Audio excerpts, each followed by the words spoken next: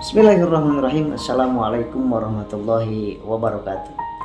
Allahumma sholli wa sallim ala sayyidina Muhammadin wa ala alihi wa sahbihi ajmain.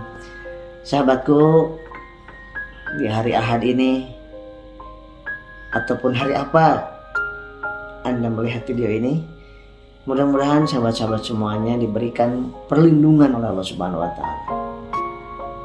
Diberikan ketenangan, kebahagiaan dan rasa syukur yang nanti berbuah ketenangan, ketentraman. Rasa syukur ibarat akar, kemudian buahnya adalah ketenangan dan kebahagiaan serta keberlimpahan. Pohonnya adalah ilmu, ranting-rantingnya, batang-batangnya adalah akhlak kita. Sahabatku yang Allah Subhanahu wa taala, untuk mendapatkan ketenangan, kebahagiaan, maka perlu ilmu. Ilmu untuk memupuk iman. Iman yang akan membuat kita bersyukur kepada Allah Subhanahu wa taala.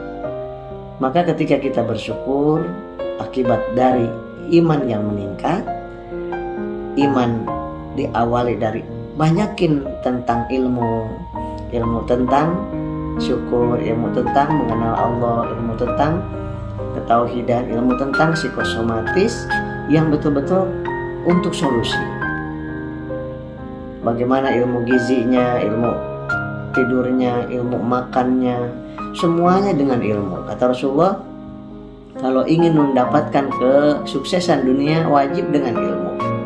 Kalau ingin mendapatkan kesuksesan akhirat wajib dengan ilmu, dan untuk mendapatkan keduanya wajib dengan ilmu. Dan ilmunya harus BAL, benar, akurat, lengkap. Nah, kalau kita mencari ilmu harus BAL, benar, akurat, dan lengkap. Kalau tidak benar, akurat, dan lengkap, maka yang ada adalah keraguan-raguan. Keraguan-raguan akan menghadirkan kecemasan. Kecemasan akan menghadirkan kewas-wasan dan akhirnya takut ini, takut itu, serba takut. Kenapa? Karena ragu. Kenapa ragu? Karena ilmunya tidak BAL, benar, akurat, lengkap. Benar adalah artinya benar orangnya yang memberikan informasi itu. Sumbernya harus benar. Ahli pertanian menyampaikan pertanian. Jadi kita hanya percaya kepada ahli di bidangnya. Di bidang kesehatan, di bidang penyakit. Penyakit ada berbagai macam, penyakit internis, penyakit psikis, penyakit fisik, penyakit jantung dan sebagainya. Itu harus spesifik. Kalau masalah psikosomatis, dapatkanlah dari ahli psikosomatis. Kalau ingin mencari tentang ilmu penyakit internis, penyakit lambung, penyakit internisnya, tapi karena nggak ada psikisnya, nggak ada cemasnya, takutnya, maka dapatkan dari ahli penyakit dalam. Tapi kalau penyakit psikosomatis, mencari tahu dari ahli penyakit jantung nggak nyambung, dari ahli penyakit dalam nggak nyambung, ya, apalagi dari ahli-ahli yang lainnya. Nah, psikosomatis khusus adalah penyakit yang karena fisik dan 90% dari psikis, dan psikis itu 90% lagi dari ketauhidan. Mari kita bersyukur, kemudian tenang, zikir, sholawat. Luar biasa sholawat ini, sahabat. Sholawat Jibril yang dilakukan terus istiqomah di dalam hati. Zikir lisan, zikir kolbu, dan zikir arkan. Zikir arkan ini dengan aktivitas kita, panca indera kita. Zikir hati, sallallahu alaihi Muhammad, sallallahu Muhammad, sallallahu. Banyak banget yang sudah testimoni tentang kesembuhan dari psikosomatis anxiety dengan sholawat, dan tentunya tidak melupakan secara lahiriahnya, gula darahnya, makannya, cara makannya, cara minum air putihnya, aktivitasnya. Jangan dilupakan. Makanan harus dihindari, minuman harus dihindarinya apa, obat medisnya apa, obat herbalnya apa yang tepat, sahabat. Nah, itu Allah akan memberikan kepada kita ketenangan. Meskipun belum sembuh total, akan diberikan ketenangan, ketentraman. Kenapa? Gak ada orang yang sehat 100%. Mana ada? Mana ada 100.000 triliun sel sehat semuanya? Mana ada? Ada gak orangnya? Orang mulia dikasih ujian sakit. Orang hina dikasih ujian sakit, dikasih sakit juga. Orang taat kepada Allah dikasih ujian sakit. Orang yang tidak taat kepada Allah dikasih juga sakit. Maka sakit ini adalah tanda cinta kasih sayang Allah. Mari kita bermohon kepada Allah Subhanahu wa taala dengan meminta pertolongan dan rahmat Allah, dengan membaca obat penyembuh, penawar bagi orang yang beriman kepada Allah dan Rasulnya dan kepada hari akhir, yakni Al-Qur'anul Karim. A'udzu billahi minasy syaithanir rajim. Bismillahirrahmanirrahim. Ya ukhta Harun ma kana abuki imra'a sawi wa ma kanat ummuki baghiya فأشارت إليه قالوا كيف نكلم من كان في المهد صبيا قال إني عبد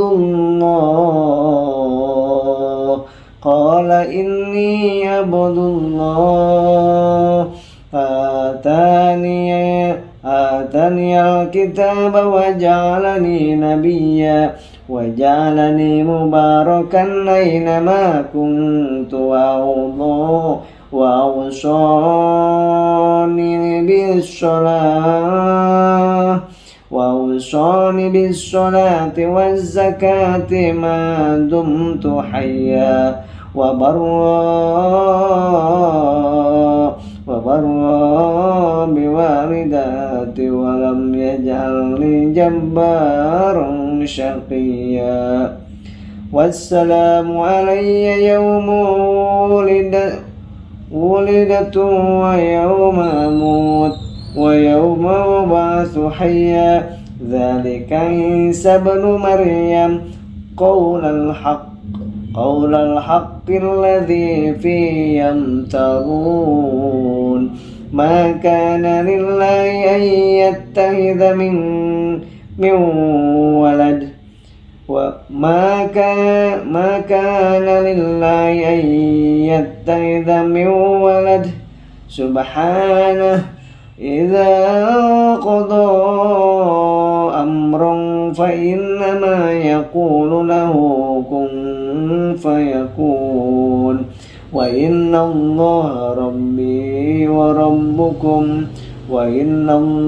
ربي وربكم فاعبدوه هذا صراط مستقيم فاختلف الأحزاب من بينهم فويل للذين كفروا من مشهد يوم عظيم أسمع بهم وبشر يوم يأتوننا لكن الظالمون يوم في ضلال مبين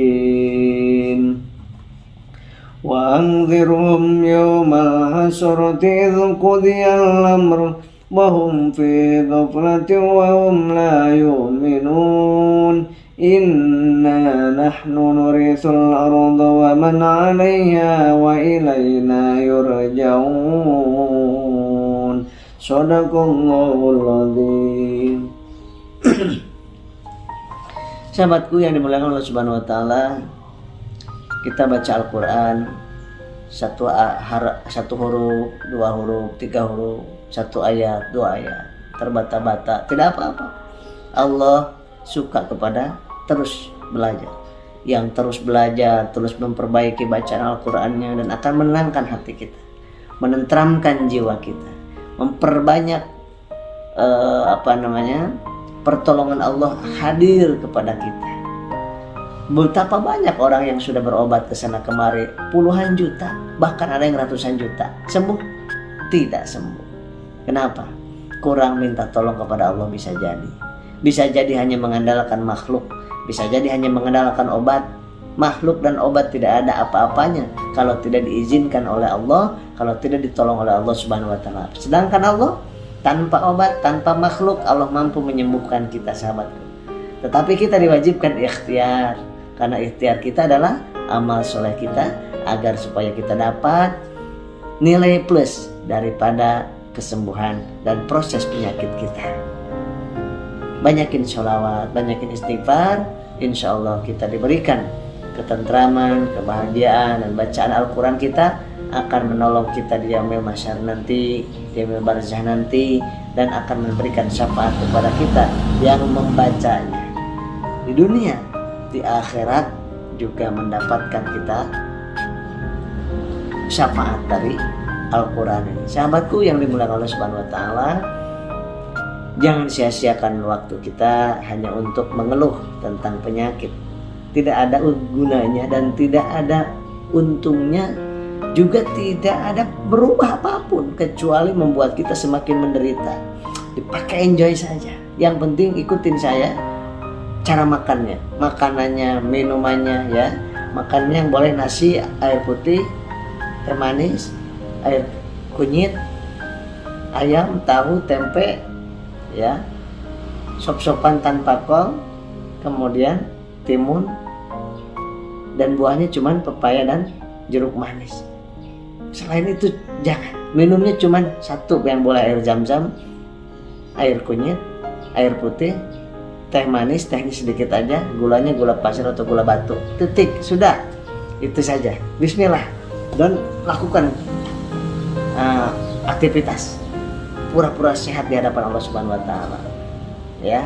Bawa enjoy aja, bawa main aja, jangan melihat berita, menonton, mencari tahu tentang penyakit-penyakit, gak usah, supaya kita bebas. Orang yang nggak tahu bebas. Ya nggak, orang yang nggak tahu bebas. Coba anak kecil nggak tahu apa-apa, bebas aja dia, senyum, ketawa, ya kan? Kenapa? Saking tidak tahu apa-apa dia. Tapi kalau kita semakin tahu tentang uang, semakin tahu tentang penyakit, semakin tahu tentang tanda-tanda kematian, semakin mumet isi kepala kita.